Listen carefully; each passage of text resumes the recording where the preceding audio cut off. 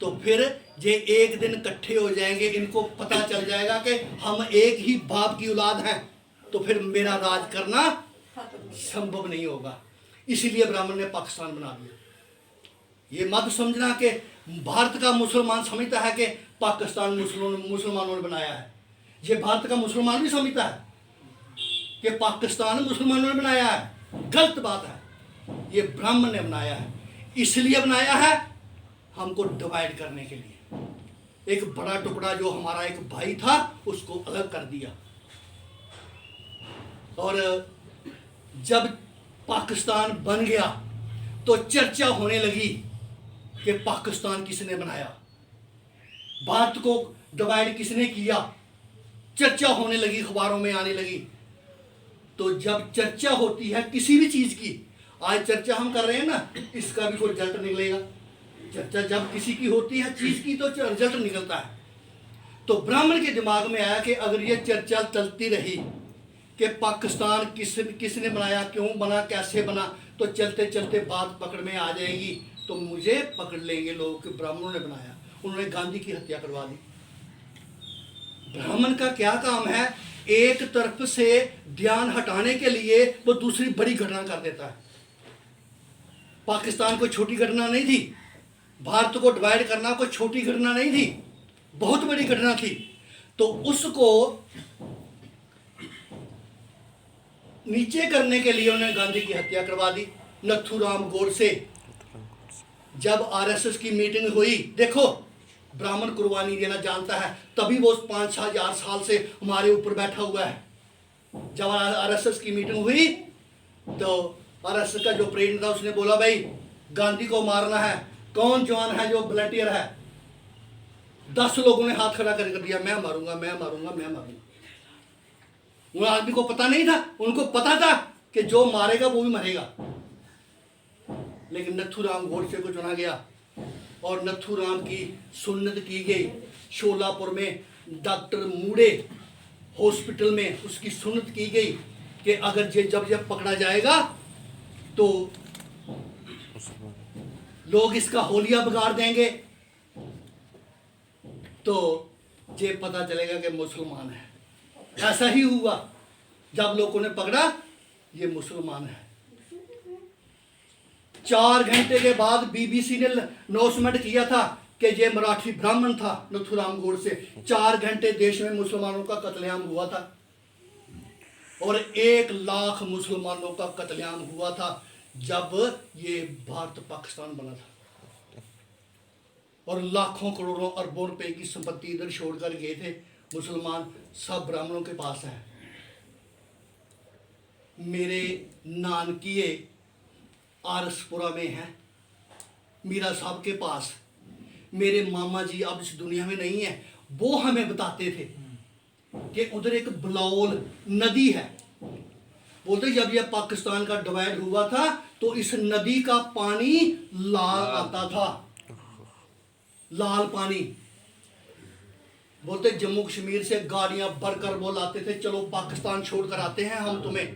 तो इधर जंगल में ले आते थे और उनका सब कुछ लूटते थे और उनको कार कर मार देते थे। 1 लाख मुसलमानों का कत्लेआम हुआ था।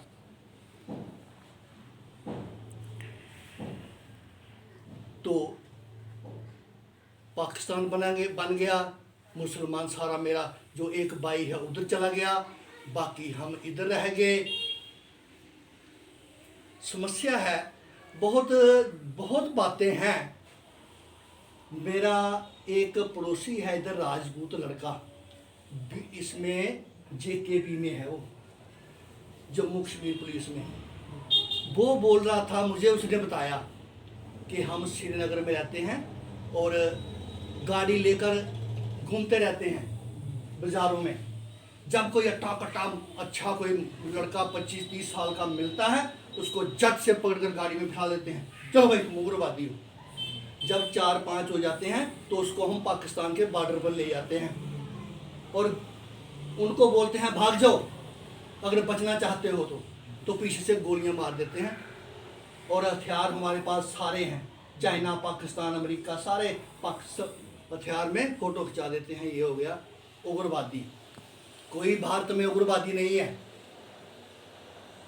आप उग्रवादी है तो सिर्फ आरएसएस है। तो साथियों, समस्या जिसने निर्माण की है वो कभी समस्या का हल नहीं करेगा। जो समस्या के शिकार लोग हैं वो ही इसका हल कर सकते हैं। अभी बहुत सारे लोगों ने आप में से कहा कि हमें इकट्ठे रहना है, हमें जोड़ना है। लोगों को जोड़ने के लिए आपके पास कौन सा फेविकोल है? लोगों को जोड़ने के लिए आपके पास क्या है? कुछ ना कुछ जोड़ने के लिए होना चाहिए। ये दीवारें किसने जोड़ी हैं? सीमेंट में। और लकड़ी को जोड़ने के लिए क्या है?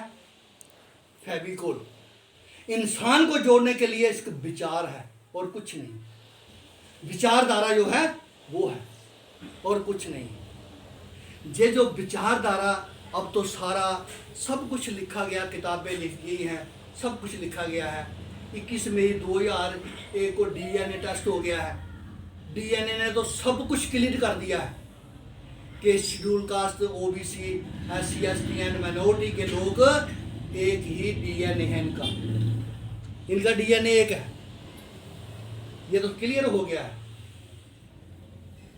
तो हमें विचार पहले लेना पड़ेगा, फिर देना पड़ेगा। विचारधारा जो है ये पहले अपनानी पड़ेगी।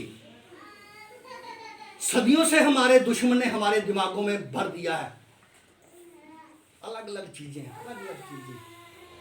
और मुसलमानों के दिमाग में भी, अगर कोई भारत का कोई भी मुसलमान जब भी बात करेगा वो धर्म की बात करेगा।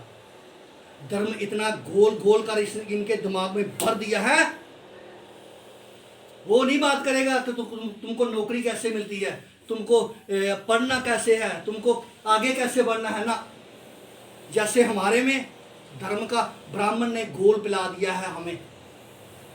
एक इंसान के सर पर हाथी की गर्दन चिपका देता है तो हम क्या करते हैं? जाओ पूजा कर रहे हैं, है ना, जो संभव ही नहीं है, जो संभव ही नहीं है, लेकिन ब्राह्मण ने हमारे दिमाग में बैठा दिया है। ऐसे ही इस्लाम में भी पूरा धर्म का बहुत ज़्यादा बैठा दिया है। तो इसका हल क्या है? एक ही हल है कि हमें, अब बामसेफ ने बहुत बड़ा काम किया इस देश में। बामसेफ ने बहुत ही बड़ा काम किया है, लोगों को जोड़ने का काम कर रही है। ये गैर राजनीतिक संगठन है। हमें विचारों को अपनाना है। किताबें पढ़ो या कैडर सुनो और ये विचार लोगों तक पहुंचाना है। ये बात है, विचार को लोगों तक पहुंचाना है। और जब पता चल जाएगा, मैं जब कैडर देता हूं लोगों को तो कई लोग बाद में मुझे पूछते हैं, सर आप चाहते क्या हो? मैं उनको बोलता हूं, मैं ये चाहता हूं कि आप इतने ज्ञानवान हो जाओ कि आप खुद सोचो कि मुझे क्या करना है। किसी के कहने से नहीं करना है, खुद सोचो कि क्या करना है। तो साथियों, हम लोग दुखी लोग हैं, मजलूम लोग हैं। मुसलमान तो अभी मजलूम, 70 साल के बाद मजलूम बनाया गया है। हम तो सदियों के मजलूम हैं। और मजलूम लोग इकट्ठे होकर हम जालिम का मुकाबला कर सकते हैं। अगर अकेले अकेले करेंगे तो नहीं होगा। अगर मुसलमान सारे इकट्ठे हो जाएं तो जालिम का मुकाबला नहीं कर सकते। अगर शेड्यूल कास्ट सारे इकट्ठे हो जाएं तो जालिम का मुकाबला नहीं कर सकते। हमें सब मजलूम इकट्ठे होकर जालिम का मुकाबला करना है और जल्दी करना है। ये भी एक बात नोट कर लो, ये जल्दी करने वाला काम है। नहीं तो आने वाले चंद सालों में इस देश को वो हिंदू राष्ट्र बनाने वाला है। हिंदू राष्ट्र का मतलब क्या है?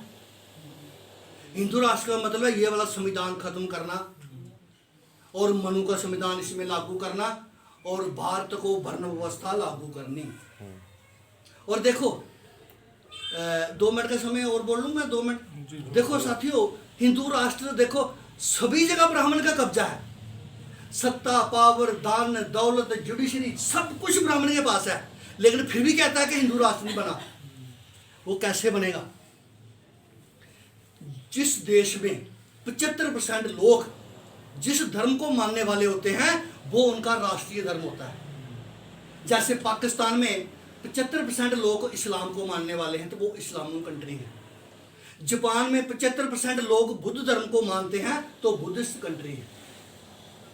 जैसे हर 10 साल के बाद जनगणना होती है ना, मेरे मुसलमानों को ये बात नहीं कह रहा मैं, जो शेड्यूल कास्ट जहाँ इधर बैठे दूसरे उनको बता रहा हूँ कि आप वो जब लिखने वाला आता है तो बैठ जाता है कुर्सी पर तो आपका सब कुछ लिखता है, क्या क्या क्या क्या, फिर एक खाना होता है उसमें वो बोलता है आप किस धर्म से हो, आप बोलते तो हिंदू। 75% लोग हिंदू जब इस देश में लिख देंगे तो ब्राह्मण जाकर यूएन को रिपोर्ट देगा, देखो जी भारत में 75% लोग हिंदू रहते हैं, फिर हिंदू राष्ट्र बनेगा। ये है कहानी। इसलिए मुसलमानों पर अटैक कर रहा वो। मुसलमानों पर ये खाली निशाना है, टारगेट ओबीसी और एससी है। ओबीसी और एससी को हिंदू बनाना चाहता है वो। वो 75% हिंदू बनाना चाहता है ताकि हिंदू राष्ट्र बन जाए, तो फिर उसका काम तमाम साफ हो जाएगा रास्ता। तो हम मजलूम लोग हैं, मजलूम सारे इकट्ठे होकर जालिम का मुकाबला कर सकते हैं। इसी बात से मैं अपनी वाणी को विराम देता हूँ। नमो बुद्धाय, जय भीम, सलाम अलैकुम, सत श्री अकाल।